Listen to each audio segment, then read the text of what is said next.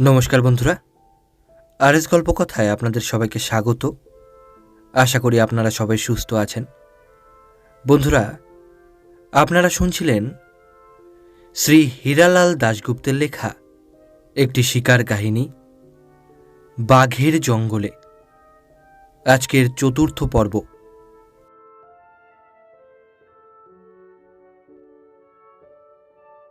ভালুক অসাধারণ বলশালী জানোয়ার। সাধারণত এদের গর্জন শোনা যায় না, কিন্তু ক্রুদ্ধ হলে এদের রুষ্ট গর্জন ত্রাসের সঞ্চার করে।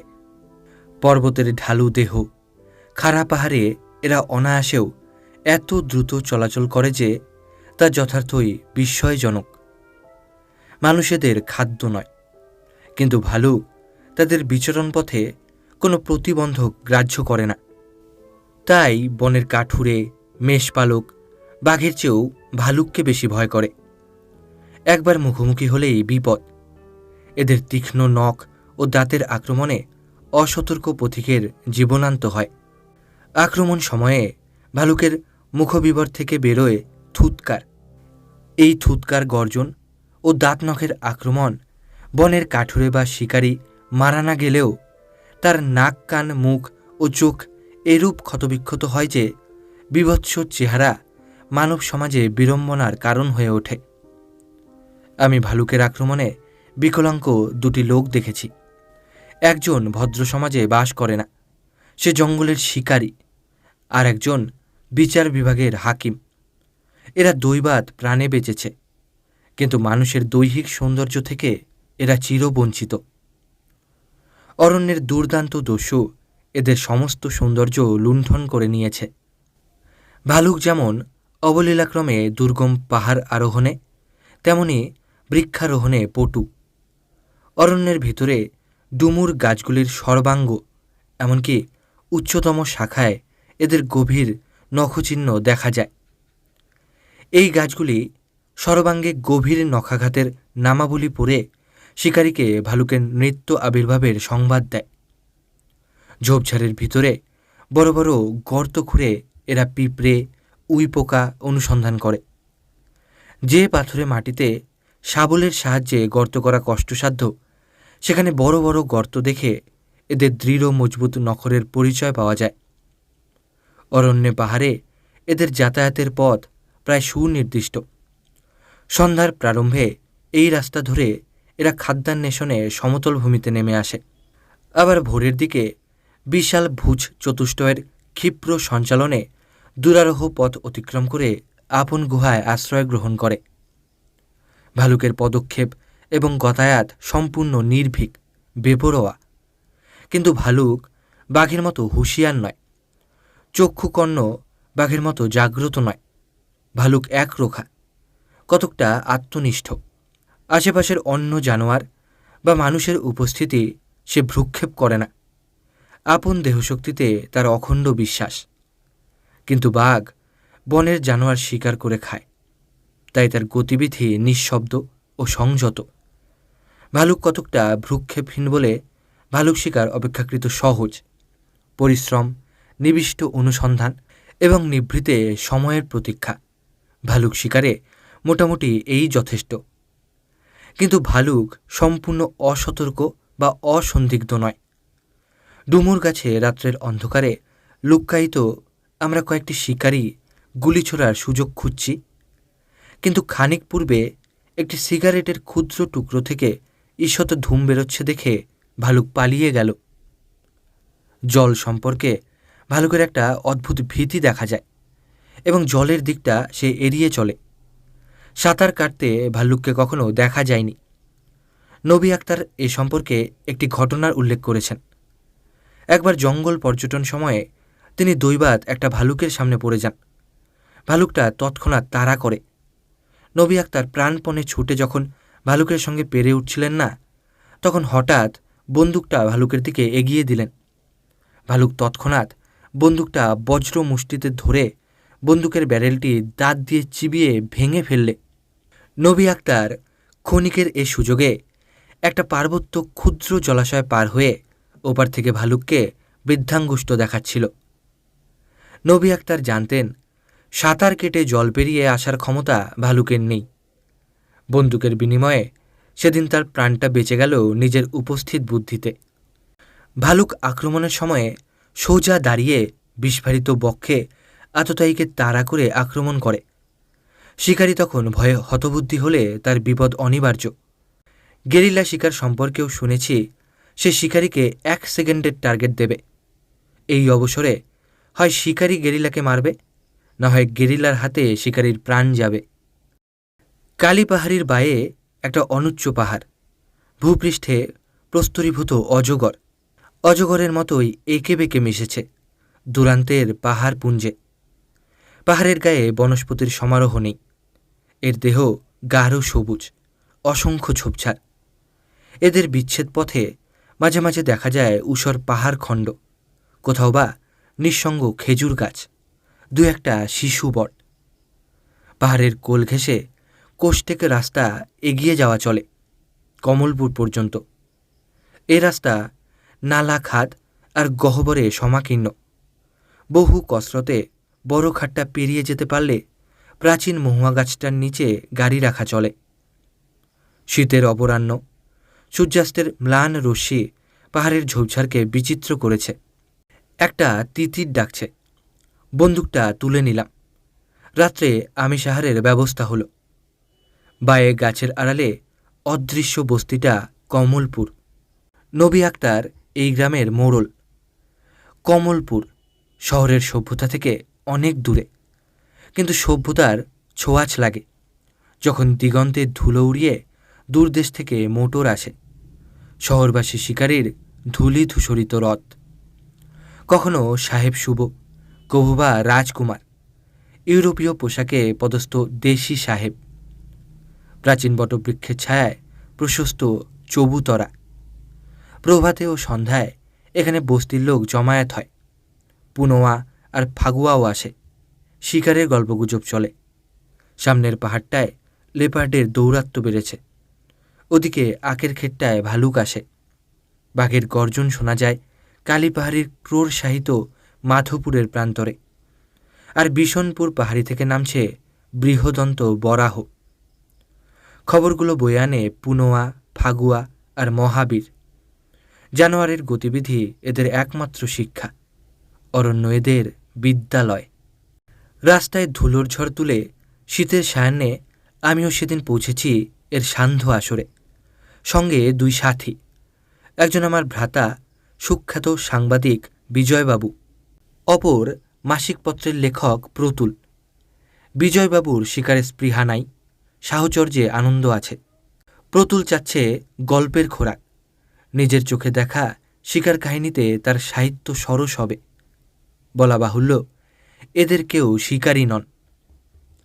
সাব্যস্ত হল আজ রাত্রে মোটরে শিকার নয়, রাত জেগে জঙ্গলে কাটাতে হবে জানোয়ারের ধ্যানে।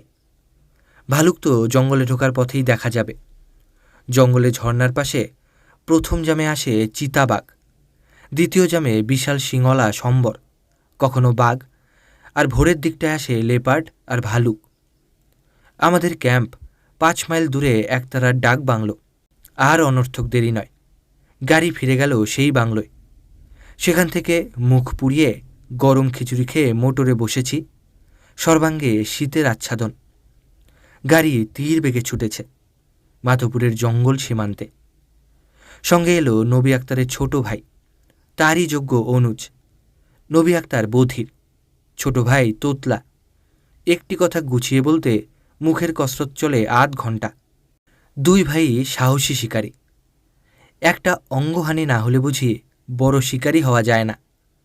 যেদিন বন্ধুর হাতের অনর্গল রাইফেলের আওয়াজে আমার কানের একটা পটহ ছিঁড়ে গেল, সেদিন তিনিও আমাকে এই কথা বলেই সান্ত্বনা দিয়েছিলেন। কানের মূল্যে কিনেছিলাম শিকারীর খ্যাতি। জঙ্গল প্রান্তে গাড়ি ছেড়ে দিয়ে এগিয়ে চলেছি অরণ্যের নৈশপুরে। বন্ধুদ্বয় ছোট ভাই সহ উঠলেন যজ্ঞডুমুরের শাখায়। গভীর অরণ্যে ঝর্নার পাশে আমি খুঁজছি আশ্রয়ান্তর। আমাদেরই সঙ্গীর আহ্বানে অরণ্যের আড়াল থেকে বেরিয়ে এসেছিল একটা অর্ধ উলঙ্গ মানুষ। বিস্ময়ে টর্চ জেলে দেখলাম এ সেই বেদের সর্দার শিবুয়া। পাহাড়ি ভাষায় এদের বলে বিররি। শিবুয়ার দেহ কৃশ, রুক্ষ কেশ থেকে নেমেছে 2-3টা দীর্ঘ জটা। এ নৈশ আধারের উপযুক্ত দোসরই বটে। মাধবপুরের ঝোপঝাড়ের ভিতরে শিবুয়ার ছাউনি পড়েছে, সঙ্গে তার দলবল 20-30টি প্রাণী। সৈনাবাসের ছাউনি নয়, হাত 4 লম্বা, হাত 2 উঁচু ডালপালায় তৈরি 2-3টি ঝুপড়ি। ঝুপড়ির বাইরে ধুনি জ্বলে। ধুনির উপকরণ 2-1টা গাছের গুঁড়ি। ধুনিতে আলো নেই, শুধু গনগনে আগুন। এই আগুনের চারিধার ঘিরে বসে ছেলে, বুড়ো, নারী আর পুরুষ। আগুনে ভুট্টা পুড়িয়ে খায়, পানীয় মহুয়ার মদ। শিবুয়া, সাথে চল, মাচা নেই। কোথায় বসি শিকারে? চল, জায়গা আছে। অন্ধকারে পায়ে চলে এগোচ্ছি সন্তর্পণে। কাটা গাছের ডালে পোশাক আটকে যাচ্ছে, সে টানছে পিছনের দিকে। সামনে একটা জলাশয়ের মতো। এ অঞ্চলে পুকুর নেই, এটা একটা পাহাড়ি খাদ। পাহাড় সান্নিধ্যে যেমন হয়ে থাকে, এর ভিতরে ঝর্ণার জল জমেছে। চারিধারটা বাঁধের মতো উঁচু। পশ্চিম পারে জলাশয়ের উল্টো দিকে ঢালু জমিতে উবু হয়ে শুয়েছি। এমনি ভঙ্গিতে কাটাতে হবে সমস্ত রাত। পিছলে নিচে পড়ে যাচ্ছি, তাই পাশে গাছের শিকড়ে পা দুটো আটকে নিলাম। রাইফেল আর গান 2 বোঝাই করে দুপাশে রেখে দিলাম। ডান হাতের কাছে বেশি ভারী রাইফেলটি। মাথাটা যে একটু উঁচু হয়ে আছে, জানোয়ার দেখতে পাবে নাকি। চারিদিক একবার তাকিয়ে দেখে নিলাম। অন্ধকারে সব একসা হয়ে আছে। ঝোপঝাড়গুলো নিবিড় কৃষ্ণ, তাইতে এদের চেনা যাচ্ছে। পেছনে একটা বন্ধুর জমি, এখানেও ঝোপঝাড়। সামনের দিকে দিগন্ত প্রসারী শৈলমালা। অরণ্য আর পাহাড়ও অন্ধকারে একাকার হয়ে আছে। সমস্ত অরণ্য প্রদেশ স্তব্ধ হয়ে আছে কিসের প্রতীক্ষায়। আমরা দেখি আর নাই দেখি, এই অরণ্যের আশেপাশে ঝোপঝাড়ের আড়াল থেকে বেরিয়ে আসবে অরণ্যচারী জীব। শেয়াল, হায়না, চিতা, হরিণ, সম্বর আর ভালু, হয়তোবা বাঘ। দিনের আলোয় এদের চিহ্নমাত্র দেখা যেত না। আধারের আবরণে পাহাড়ের গুহা আর গহ্বর মুক্ত হয়েছে। সেই পথে বেরোবে কত অপূর্ব জীব, জানোয়ার। হয়তো এদের কাউকে দেখতে পাবো না। দেখতে স্বাদ জাগে। কোটি শক্তি বিদ্যুৎ আলো জ্বালিয়ে দেখতে ইচ্ছা হয় এই অগণিত জন্তুর বিচিত্র দেহ আর বিভিন্ন আচরণ। কিন্তু আজ এই অন্ধকারে কোন রাস্তায় জানোয়ার আসবে? পেছন দিক থেকেও তো আসতে পারে। শব্দলেশীন টাইগার, লেপার্ড বা ভালুক। ওদিকটায় নজর দেওয়ার কোনো উপায় নেই। মাথার পেছন দিকেও 2টো চোখ হয় না? আসেই যদি, হয়তো নিঃশব্দে আমাদের তাকিয়ে দেখবে। আমরা জঙ্গলের অপরিচিত জানোয়ার না আর কিছু। যদি সহসা তাদের অতি নিকটেই দেখতে পাই, হাত তুলে রাইফেলের নিশানা করা চলবে না। একটু নড়াচড়ায় নিমেষে বিপদ। গুলি চালানো তো দূরের কথা। মনে পড়ছে ভাগবতবাবুর অভিযান। ভুঁই আটায় বসেছিলেন হরিণ শিকারে। একটু জায়গা ডালপালায় ঘিরে নিয়ে তৈরি হয় ভুঁই আটা। একপাশে কিসের খুরখুর শব্দ, ইঁদুর নাকি? একটা জানোয়ারের ভারী নিঃশ্বাসের শব্দ শোনা যাচ্ছে। এমন উৎকট গন্ধ কিসের? আবার শব্দ। ঘেরার ফাঁক দিয়ে ভেতরে ঢুকছে একটা প্রকাণ্ড থ্যাবড়া নাক, একটা বড় চোয়াল। ওই নাক থেকেই বেরোচ্ছে নিঃশ্বাসের আওয়াজ। বাপরে, বাঘ! ডালপালায় লাঙুলের চটাপট শব্দ শোনা যাচ্ছে। ভাগবতবাবুর চোখ নিমীলিত হয়েছে, দেহ নিষ্কম্প। রুদ্ধশ্বাসে কতটা সময় পেরিয়ে গেল হুঁশ নেই। এই থ্যাবড়া নাক আর চোয়ালটা এবারে ঘেরার বাইরে চলে গেছে, কিন্তু ভাগবতবাবুর স্তিমিত নয়নে এখনও ঘেরার ফাঁকে ফাঁকে ওই বিচিত্র রঙের চোখ দুটো জ্বলছে। একটা চাপা গর্জন, মেঘের ডাকের মতো একটা গুরু গুরু আওয়াজ। তারপরে আবার সব নিস্তব্ধ। বাঘ দূরে সরে গেছে। এই তো বাঘের স্বভাব। মানুষ খেকো বাঘ না হলে বিনা দ্বিধায় মানুষকে সহসা আক্রমণ করে না। কিন্তু একটু নড়াচড়া, এতটুকু সন্দেহ হয়েছে কি রক্ষা নেই। ভাগবতবাবুর সে রাত্রে আর হরিণ শিকার হল না। খড়কুটো জ্বালিয়ে মশালের আলোতে ফিরে গেলেন নিকটবর্তী আশ্রয়ে। শিবু আর সন্তর্পণে আমার গায়ে হাত দিয়েছে। চমকে উঠেছি। ও কিসের আওয়াজ? বাঘের ডাক নাকি? না, ওটা ভয়ের তো সম্বরের আওয়াজ। অদূরে বাঘ দেখে থাকবে। পাহাড়ের গায়ে সম্বরের ডাক দীর্ঘতর হয়ে মিলিয়ে গেছে। আবার সব নিস্তব্ধ। মাথার ভিতরে ভিড় করেছে কত এলোমেলো কথা, কত স্মৃতি। এই বিরোরীদের কি অদ্ভুত জীবন। এরা 12 মাস অরণ্যবাসী। ঝড় বাদল বৃষ্টিতে ভ্রুক্ষেপ নেই, দারুণ শীতে দেহে আচ্ছাদন নেই, ঝুপড়ির দরজা নেই, অর্গলের পালাই নেই। রাত্রের অন্ধকারে একটা লেপার্ড এদের ঝুপড়িতে ঢুকে কাউকে যদি মুখে করে নিয়ে যায়। লোকালয়ে বাস এদের পোষায় না। রাত্রে এদের ঘুমোতেও দেখিনি। যতবার এসেছি হাঁক দিতেই এরা উঠে এসেছে। দিবাভাগে এরা অরণ্যের আনাচে কানাচে ঢুকে যায়, লতাগুল্মে জটিল অরণ্যের দুর্গম রহস্যে। ছোট শিশুদের পিঠে ঝুলিয়ে মেয়েরাও চলে যায় পুরুষদের সঙ্গে। শিকার ধরা জাল ছড়িয়ে জঙ্গল পিটিয়ে ছোট হরিণ আর খরগোশ ধরে আনে, বনমুরগি আর তিতির। এ কোলাহলে কখনো জেগে ওঠে বনের ঘুমন্ত বাঘ, সদম্ভে নিরীক্ষণ করে অনধিকারীর আনাগোনা। বিরোরীরা গাছে চড়ে, সুযোগ পেলে দৌড়ে পালায়, কখনো মিলিত কণ্ঠে চিৎকার করে ভয় দেখায় বনের শার্দুলকে, হাতে বাগিয়ে ধরে তীর আর ধনু। এরা বনমুরগি আর তিতির বিক্রি করে দূর দূরান্তরের হাটে। বিক্রি করা পয়সায় গমের ছাতু আর কাঁচা লঙ্কা কিনে আনে, ক্ষুধার খাদ্য। কখনো বা মহুয়া চোয়ানো মদ। এদের রুক্ষ চুলে গোজা লোহার চিমটে। দেহের কোথাও কাটা ফুটলে এগুলি কাজে লাগে। তরুণীদের গলায় রঙিন পলার মালা, কানেও তাই। সকলের পরিধানেই বস্ত্র নামমাত্র। পুরুষদের হাতে ধনুর বাণ, কারো বা টাঙ্গি। শীত গ্রীষ্মে এদের দেহ অনাবৃত, প্রকৃতির কোলে লালিত। আধেক মানুষ, আধেক জানোয়ার। কিন্তু এরা ইমানদার। মিথ্যা এদের ত্রিসীমানায় ঘিষিতে পারে না। ও জিনিসটা শহরের সভ্যতার বাহন। অরণ্যের মানুষের গায়ে গ্রীষ্মের উত্তাপ সহে, মিথ্যার উত্তাপ সয় না। অরণ্যে এদের ছাউনি অস্থায়ী, কোথাও 7 দিন, কোথাও 10 দিন, কোথাও বা আরও কিছু বেশি। তারপর ছাউনি পড়ে থাকে পেছনে। এরা সে অরণ্য থেকে চলে যায় অরণ্যান্তরে, 8-10 ক্রোশ দূরে। যাওয়ার আগে দোকানের পাওনা চুকিয়ে দিয়ে যায় কড়ায় গণ্ডায়। এদের এই অরণ্য যাত্রা শুরু হয় গভীর রাতের অন্ধকারে। পাহাড় জঙ্গল অতিক্রম করে নূতন জঙ্গলে নূতন বাসা বাঁধে, নূতন করে আবার কদিনের অস্থায়ী ঘর কন্যা। আলো জ্বাললে জানোয়ার দেখতে পাবে। ওভারকোটের আড়ালে সন্তর্পণে টর্চ জেলে দেখলাম হাতঘড়িটায় রাত 2য় প্রহর অতীত হয়েছে। উহ, কি কনকনে শীতের রাত। সহসা প্রবল বাতাস উঠেছে, প্রবল ঝড়ের হাওয়া। হাত পা আড়ষ্ট হয়ে যাচ্ছে। প্রকৃতির সর্বদেহে জেগেছে শীতের কম্পন। অরণ্যের পত্রপল্লবে তারই শব্দ শোনা যাচ্ছে। আর একটা শব্দ, পাহাড়ের গুহা কন্দরে প্রবাহিত হাওয়ার শব্দ হবে। শীতে জর্জর দেহে সম্মুখের পাহাড়, অরণ্য আর ঝোপঝাড়ের দিকে তাকিয়ে দেখছি আজ নিশীথিনীর একই ভয়াল উতলা মূর্তি।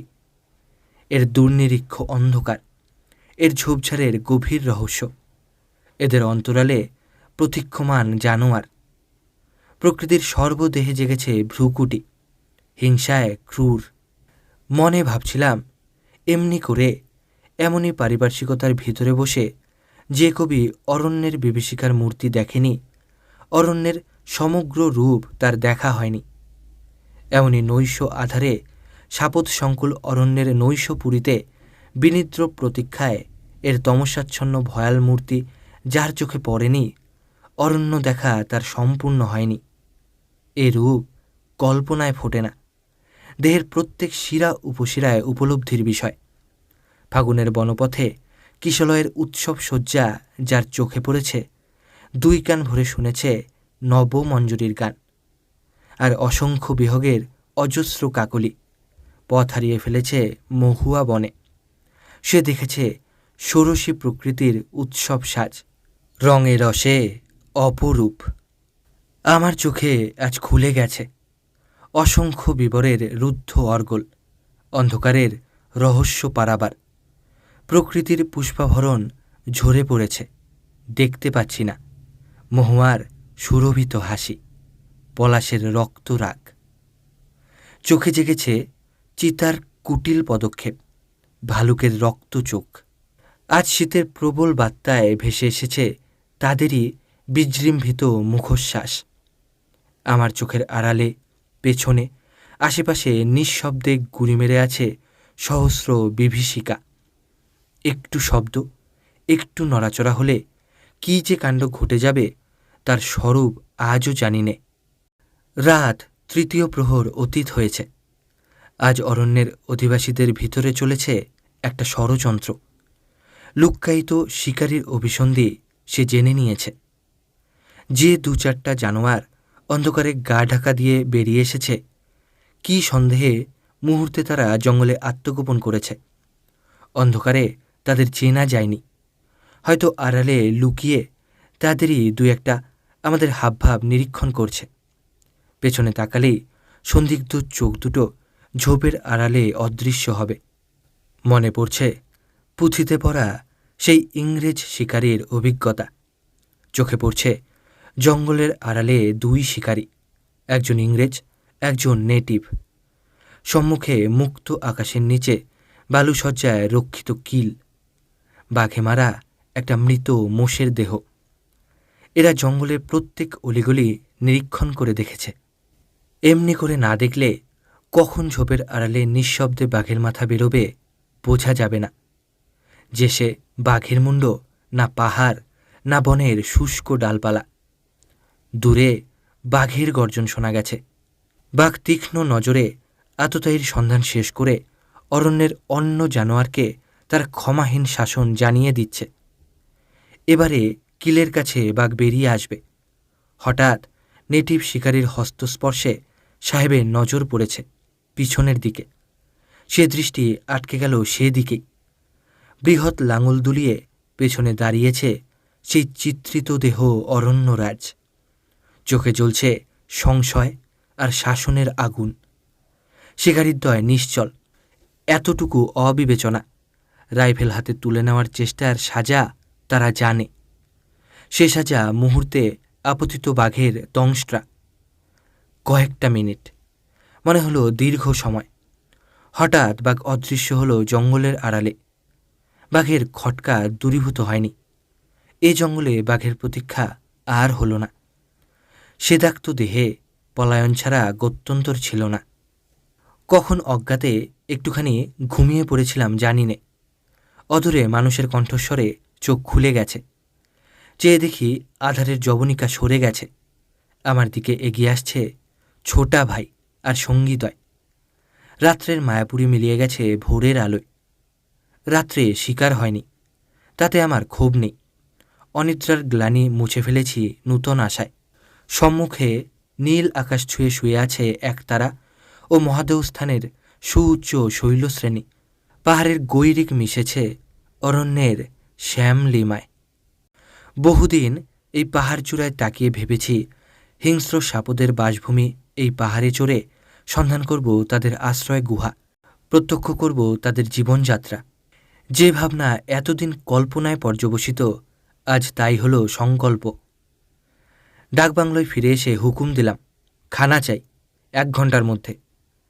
বিরোধীদের খবর দেওয়া হয়েছে এই পাহাড় চূড়ায় শিকার হবে জঙ্গল তাড়িয়ে। মদিয়া জানালো এই পাহাড়ে কখনো জঙ্গল পেটানো হয়নি, পাহাড় দুরারোহ। ভোরে পাহাড় চড়া শুরু হলে বেলা 2টোর আগে পৌঁছতে পারব না। শিকার শেষে ফিরে আসতে রাত হয়ে যাবে। জঙ্গল পথ খুঁজে বাংলোয় ফিরে আসা অসম্ভব। না না, অসম্ভব নয়, আমি জবাব দিলাম। বিনিদ্র রাতের ব্যর্থতা আমাকে তাড়না করছে নূতন সংকল্পে। হয়তো পথশ্রম পণ্ড হবে, শিকার হবে না, কিন্তু তাতে যায় আসে না।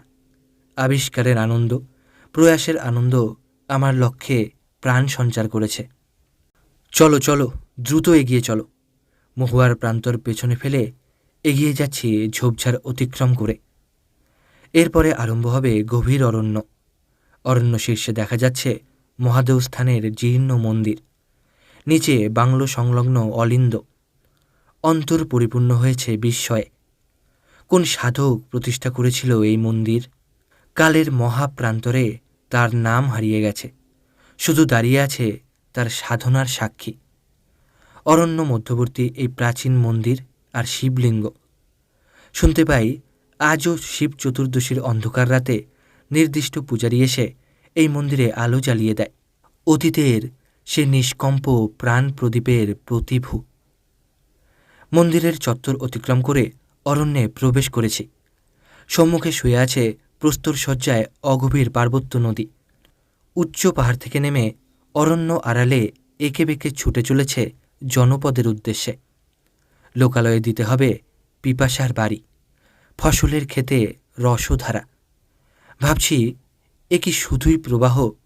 এর পেছনে কি কোনোই নির্দেশ নাই, কোনো সংকেত?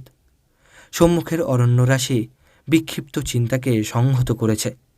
সামনে দাঁড়িয়েছে নবী আক্তার। একটুখানি অভিমান লুকিয়েছিল মনের কোণে। ইচ্ছা ছিল শিকার শেষে আমাদের সাফল্য প্রমাণ করবে তার নেতৃত্ব ছাড়াও শিকার সম্ভব। তবু তাকে আজ এই দুরারোহ পার্বত্য পথে সহযাত্রী রূপে লাভ করে আমি খুশি হয়েছি, তাতে সন্দেহ নেই। অরণ্য পথে কোথাও ভালুকের গর্ত, জানোয়ারের পায়ের চিহ্ন দেখতে পাচ্ছিলাম। অরণ্য কোথাও নিবিড় ছায়াময়, কোথাও সমতল হরিৎ ভূখণ্ড, আবার চড়াই পথে শিথিল পাথরের রাশি।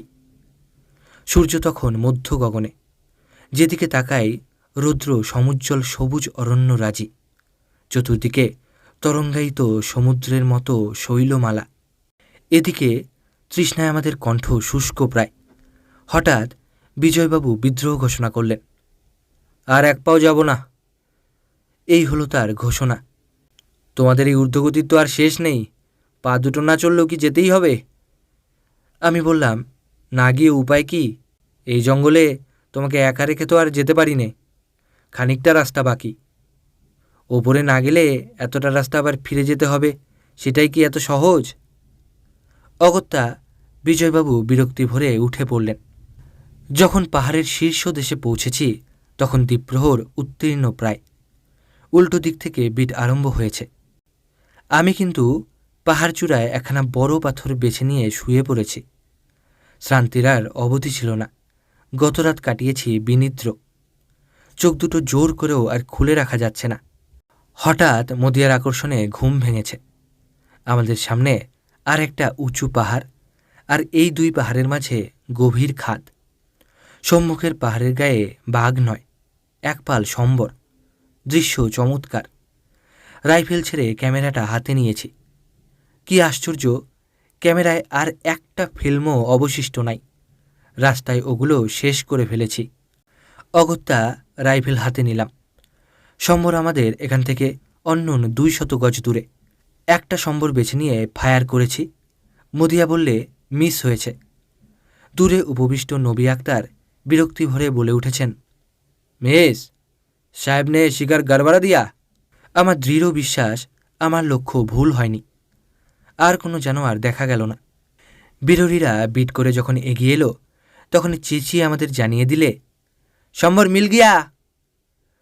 গুলিবিদ্ধ মৃত সম্বর উঁচু পাহাড় থেকে একেবারে নিচে পড়ে গিয়েছিল।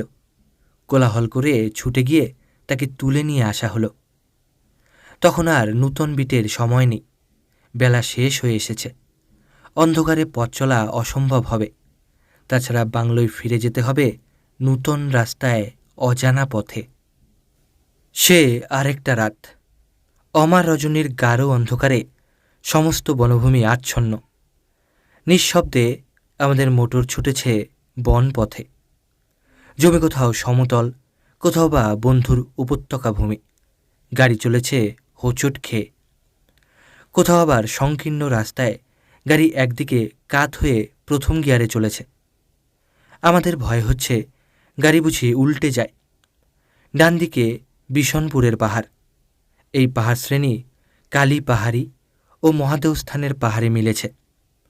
নবী আক্তার আলো সঞ্চালিত করে রাস্তা দেখাচ্ছে।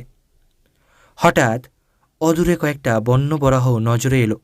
এই জানোয়ারগুলো নালা গহ্বর উলম্ফনে পার হয়ে যখন ছুটতে থাকে বন্ধুর পথে, তাদের দ্রুত ধাবনের শক্তি দেখে আমরা অবাক হয়ে যাই। নবী আক্তার গাড়ি থামিয়ে বললে, ফায়ার! আদেশ অনুসারে আমরা ফায়ার করতেই 2 বন্ধুর গুলিতে 2টো শুয়োর পড়ে গেল।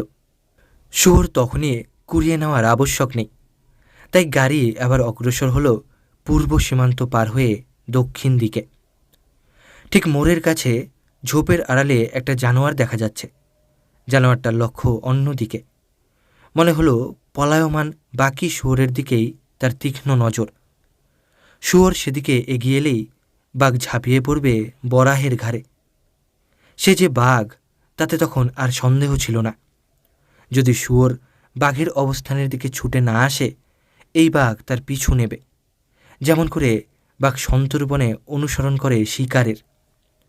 আক্তার সাহেব স্পটলাইট নিভিয়ে দিয়েছেন। এই আলো নিভিয়ে দেওয়ার কারণ, আমাদের গাড়িকে এমন জায়গায় দাঁড় করিয়ে দিতে হবে যাতে রাইফেলের নিশানা নিতে কোনো অসুবিধা না হয়, এবং নির্দিষ্ট স্থানে গাড়ি না রাখা পর্যন্ত স্পটলাইটের আলো দেখে বাঘের কোনো সন্দেহ না হয়। যে মুহূর্তে আবার স্পটলাইটের আলো জ্বলে উঠবে, সেই মুহূর্তে ফায়ার করতে হবে। আক্তার সাহেবের নির্দেশ অনুসারে গাড়ি এগিয়ে চলেছে। বনপথে চলার সময়ে মোটরের ব্যাটারি ডিসচার্জ না হয়ে যায়, এজন্যে একটা হেডলাইটের বাল্ব খুলে নেওয়া হয়। হঠাৎ নবী আক্তারের হুকুম হলো, স্টপ!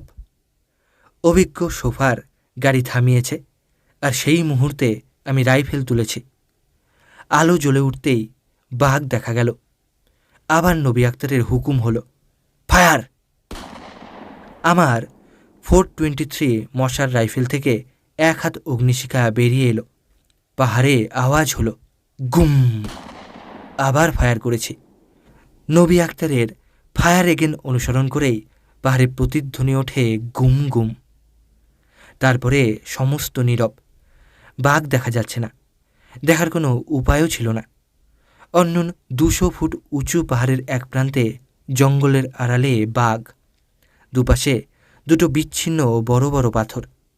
পাহাড় ও আমাদের মধ্যে ব্যবধান গভীর পার্বত্য নালা বা রেভাইন। রেভাইনের তলদেশ কণ্টকাকীর্ণ, গুল্মলতায় দুর্গম। এই নালা পেরিয়ে পাহাড়ে চড়ে যাওয়ার কোনো সুযোগই ছিল না। এই রাত্রিবেলা সেখানে অনুসন্ধানের কোনো প্রয়োজনও ছিল না। আমাদের শিকারের পথপ্রদর্শক মদিয়া এবং পুনোয়া এই বাঘের সন্ধানে অভিজ্ঞ। কখনো আক্তার সাহেব তাদের নেতা। নির্দিষ্ট স্থানে বাঘ পাওয়া না গেলে রক্তের দাগ অনুসরণ করে বাঘের দেহের অনুসন্ধান চলে। এই বাঘ 2 দিন পরে পাওয়া গিয়েছিল নির্দিষ্ট স্থান থেকে সামান্য দূরে। গাড়ি আবার চলেছে একতারা বাংলোর দিকে। দুপাশের জঙ্গল ঠেলে গাড়ি এসেছে একতারার মহুয়া প্রান্তরে। সম্মুখেই একটা খাদ। একটা হরিণ ছুটেছে এই খাদ লক্ষ্য করে। অভ্যাসবশে রাইফেল তুলেছি, কিন্তু ততক্ষণে বন্ধুর হাতের রাইফেল তাকে ভূপাতিত করেছে।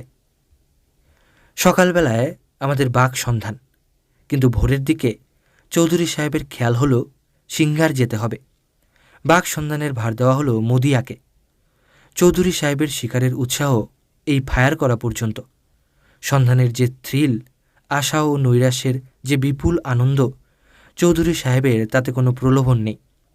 বোধহয় সময়ের অভাব। রোগীদের প্রতি কর্তব্যবোধ তাকে তাড়না করে শহরের দিকে। আমার কিন্তু প্রারম্ভ থেকে শেষ পর্যন্ত উৎসাহের শ্রান্তি নেই, কিন্তু চৌধুরীর ব্যবস্থায় আত্মসমর্পণে আমি অভ্যস্ত। তার তীক্ষ্ণ প্রতিভা ও যুক্তিহীন বাক্যের ষড়জালে জর্জরিত হওয়ার চেয়ে ওকে এড়িয়ে চলাই আমার স্বভাব। তাই নিতান্ত অনিচ্ছা সত্ত্বেও আমাকে সিঙ্গারে শিকারের প্রস্তাব মেনে নিতে হলো। সিঙ্গারে পাহাড় পাদমূলে একটা বড় যজ্ঞ ডুমুরের গাছে মাচা করে প্রতীক্ষা করছি। নিচে বাঁধা রয়েছে একটা ছাগল ছানা। মাথার উপরে অরণ্যাচ্ছন্ন পাহাড় নিঃশব্দে দাঁড়িয়ে আছে। যে পার্বত্য নালার কাছে আমাদের মাচা, বাঘের যাতায়াতের রাস্তা সেই।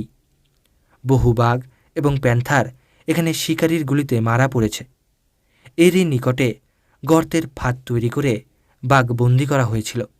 সুতরাং আমাদের এই প্রচেষ্টার সাফল্য সম্পর্কে বিশেষ সন্দেহ ছিল না। পাহাড় বেষ্টিত এই অরণ্যাংশের বিরাট গাম্ভীর্যে আমরা আবিষ্ট হয়ে আছি। মাচায় সাবিত্রী, আমি ও চৌধুরী সকলেই সম্পূর্ণ নীরব, মৌনব্রত বাঘ শিকারে অলঙ্ঘ। অন্ধকার ঘনীভূত হওয়ার পূর্বে দু একটা শূকরকে বিচরণ করতে দেখেছি, কিন্তু তারপরে অন্ধকারে আর কিছুই নজরে আসে না। ছাগল সম্মুখে দেখে শুয়োরও পালিয়ে গেল। পাহাড়ের দেহে অরণ্য থেকে মাঝে মাঝে ময়ূরের ডাক অরণ্যের গাম্ভীর্য বাড়িয়ে তুলছে। আশ্চর্য এই, ছাগলের বাচ্চাটি চিৎকার করে না। ছাগলের ডাক না শুনলে বাঘ বেরিয়ে আসার সম্ভাবনাও বিশেষ নেই। বাঘের ঘ্রাণশক্তি প্রবল নয়। অনেকে মনে করেন বাঘ জানোয়ার বা মানুষের গন্ধ পেয়ে তাদের পিছু নেয়। এ ধারণা ভ্রান্ত। বাঘের ঘ্রাণশক্তি প্রখর হলে কিলের ঘনিষ্ঠ সান্নিধ্যে শিকারীর গর্তের ভিতরে প্রতীক্ষা করা কিংবা মাচায় বসে বাঘ শিকার সম্ভব হতো না। আমাদের প্রতীক্ষা ক্রমেই একঘেয়ে বিরক্তিকর হয়ে উঠছে। তবু ক্ষীণ আশা অবলম্বন করে আমরা নীরব নিথর। আমি নিজে নৈশ রজনীর এই আবেষ্টন ও অরণ্যের সম্ভাবনার কল্পনায় ডুবে আছি। হঠাৎ একটা উচ্চ শব্দের রূঢ় আঘাতে চমকে উঠেছি। মুহূর্ত মাত্র। চৌধুরী সাহেবের ধৈর্যের সীমা অতিক্রম করেছে এই ছাগলছানার বিরক্তিকর নীরবতায়। তিনি হঠাৎ ছাগলকে উদ্দেশ্য করে চিৎকার করেছেন, চোর! নিমেষেই খেয়ালি এবং অতি রসিক সঙ্গীর চুরির তাৎপর্য এবং আমাদের প্রতীক্ষার নিরর্থকতা হৃদয়ঙ্গম করে মাচা থেকে নেমে এলাম। শিকার প্রসঙ্গে একটা কথা বলা বিশেষ প্রয়োজন যে জঙ্গল শিকারে কোনো জানোয়ারই জখম অবস্থায় ফেলে আসা অন্যায় ও অসঙ্গত। একতারাতে আমাদের এই নিয়ম প্রতিপালন করা সর্বদা প্রয়োজন ছিল না। এর বিশেষ কারণ, সময়ের অনবসর প্রযুক্ত আমাদের শিকারের প্রোগ্রাম একদিন বা 2 দিনের বেশি কখনোই করা যেত না। কমলপুরের নবী আক্তার ছিলেন আমাদের শিকারের লিডার। আমরা শিকারে গেলে তিনি নিজে শিকার করেন না। তার কর্তব্য ছিল আমাদের প্রোগ্রাম তাকে পূর্বাহ্নে জানিয়ে দিলে 2-1 দিন শিকারের উপযুক্ত ব্যবস্থা করা এবং শিকার পরিচালনা। বনের শিকারী পুনোয়া, মদিয়া, ফাগুয়া ইত্যাদি তার আজ্ঞাধীন এবং নিত্য সহচর। আমাদের শিকারের অসম্পন্ন অংশ আমাদের চেয়ে যোগ্যতর নবী আক্তার উল্লিখিত অনুচরগণের সাহায্যে সম্পন্ন করতেন। এতে আমাদের প্রতি তার বন্ধুত্ব এবং নিজের শিকারের সুযোগ লাভ ও শিকারবৃত্তি চরিতার্থ হতো। যে বাঘ পূর্বরাতে গুলিবিদ্ধ হয়েছিল, আক্তার সাহেব পরে সেই বাঘের কঙ্কালসার মৃতদেহ আবিষ্কার করেছিলেন। নবী আক্তারের মুখে শ্রুত এক আহত বাঘের সন্ধান আমার মনে পড়ে। নবাব সাহেব রাত্রে বাঘের ওপরে গুলি ছুঁড়েছিলেন, কিন্তু গুলির পরে বাঘ কোথায় লুকিয়ে গেল তার সন্ধান পাওয়া গেল না। পরদিন আক্তার সাহেব এবং জঙ্গলের প্রত্যেক অলিগলি যার নখদর্পণে সেই পুনোয়াকে সঙ্গে নিয়ে একটা স্রোতধারার নিকটে জ্যান্ত অবস্থায় বাঘকে দেখতে পান দ্বিতীয় দিনে। মদিয়ার নেতৃত্বে বহু সংখ্যক বিরোধীদের গাছে চড়িয়ে বাঘের গতিবিধি নিরীক্ষণের জন্য নিযুক্ত করেছিলেন। যখন বাঘ দেখা গেল, তখন আক্তার সাহেব ও পুনোয়া ছিলেন একটা টিলার ওপরে। টিলার ঠিক নিচেই বাঘ। বন্য জানোয়ার শিকারে শিকারীদের সর্বদা জানোয়ারের চেয়ে উঁচুতে স্থান গ্রহণ করা প্রশস্ত এবং অবশ্য কর্তব্য। জানোয়ার চার্জ করলে আরোহণে তার যে সময় লাগে, একজন সাহসী শিকারী সেই অবকাশে গুলি চালাতে পারেন। সাহসী শিকারী উল্লেখের তাৎপর্য এই যে শিকারের সাহসিকতা সর্বাগ্রে প্রয়োজন, বিশেষত বাঘ শিকারে। বাঘের বিপুল আকার, এর বিরাট মুণ্ড, গুম্ফ, শ্বশ্রু, এর চোখের সন্ত্রাসবর্ষী দৃষ্টি আতঙ্কের সৃষ্টি করে। এর রেখাঙ্কিত উজ্জ্বল বিচিত্র দেহও ত্রাসোৎপাদক। দেহের কোনো রেখা সাদা, কোনো রেখা কালো, পিঙ্গল কোথাও পাটকিলে। বাঘ বিশ্বস্রষ্টার এক অপূর্ব সৃষ্টি।